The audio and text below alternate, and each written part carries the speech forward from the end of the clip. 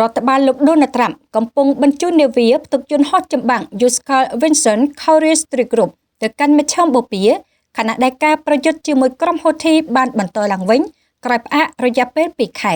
នាវា Yuskal Vincent Courier Strike Group នឹងបញ្ចប់ការដាក់ពង្រាយបច្ចុប្បន្នរបស់ខ្លួននៅក្នុងតំបន់អាស៊ីបូព៌ាហើយឆ្ពោះទៅកាន់ដែនទឹកជុំវិញប្រទេសយេម៉ិនដើម្បីចូលរួមជាមួយនាវា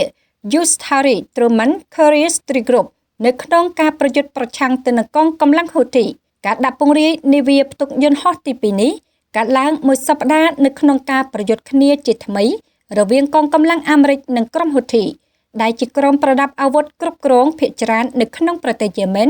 រួមទាំងរដ្ឋធានីសាណាអាចាប់តាំងពីខែតុលាឆ្នាំ2023ក្រុមនេះបានបាញ់រ៉ុកែតនិងវាយប្រហារយន្តហោះដ្រូនលើកប៉ាល់ពាណិជ្ជកម្មឆ្លងកាត់សមុទ្រក្រហមនិងឈូងសមុទ្រអាដែនដើម្បីឆ្លើយតបទៅនឹងសង្គ្រាមរបស់អ៊ីស្រាអែលនៅហ្គាហ្សា